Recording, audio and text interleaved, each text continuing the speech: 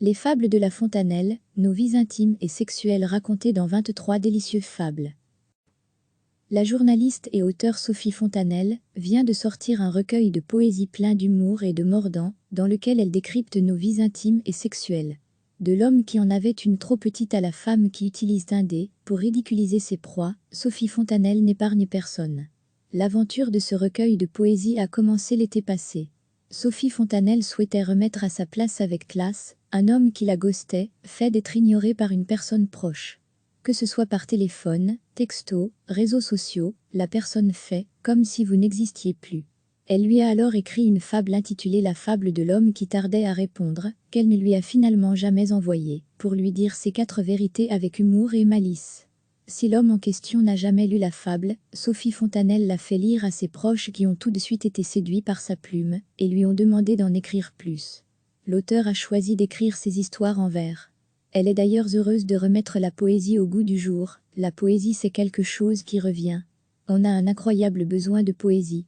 Même quand on s'attaque à quelque chose de trivial et grivois comme celui-ci, on voit bien que la poésie apporte quelque chose. C'est un peu comme de la musique. Pour raconter ses histoires, l'auteur s'est inspiré de vraies situations relationnelles, amoureuses et sexuelles vécues par son entourage. Et puisqu'il s'agit de fables, elles se terminent toutes par une morale qui n'est jamais moralisatrice, précise Sophie Fontanelle. Le recueil est composé de 23 fables amusantes à lire. Quand on demande à l'auteur ce que Jean de La Fontaine aurait pensé de ces fables, elle nous répond sur un ton amusé. Déjà, ce n'est pas du plagiat, il n'y en a qu'une avec des animaux, la fable de l'homme qui tardait à répondre. Mais il faut savoir que Jean de La Fontaine écrivait des fables sexuelles très osées. C'est ultra moderne, et c'est génial. D'une certaine manière, on parle donc de la même chose, mais évidemment à l'époque c'était interdit. C'est une invitation à redécouvrir l'œuvre moins connue de Jean de La Fontaine, Les fables de La Fontanelle aux éditions Robert Laffont.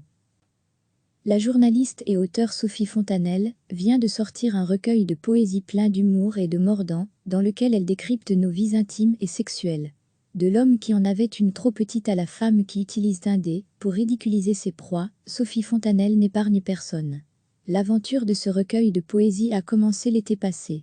Sophie Fontanelle souhaitait remettre à sa place avec classe un homme qui la ghostait, fait d'être ignoré par une personne proche.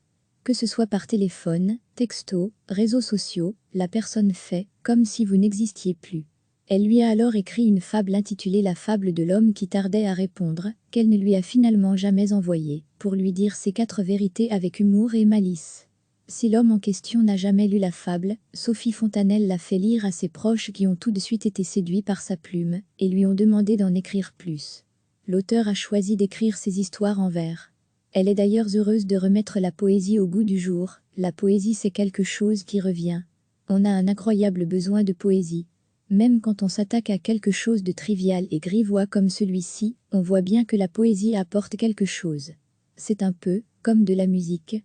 Pour raconter ses histoires, l'auteur s'est inspiré de vraies situations relationnelles, amoureuses et sexuelles vécues par son entourage. Et puisqu'il s'agit de fables, elles se terminent toutes par une morale qui n'est jamais moralisatrice, précise Sophie Fontanelle. Le recueil est composé de 23 fables amusantes à lire. Quand on demande à l'auteur ce que Jean de La Fontaine aurait pensé de ces fables, elle nous répond sur un ton amusé. Déjà, ce n'est pas du plagiat, il n'y en a qu'une avec des animaux, la fable de l'homme qui tardait à répondre.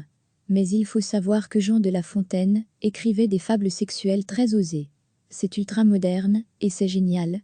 D'une certaine manière, on parle donc de la même chose, mais évidemment à l'époque c'était interdit.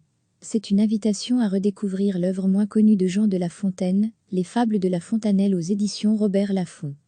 Cliquez sur s'abonner pour recevoir les dernières nouvelles.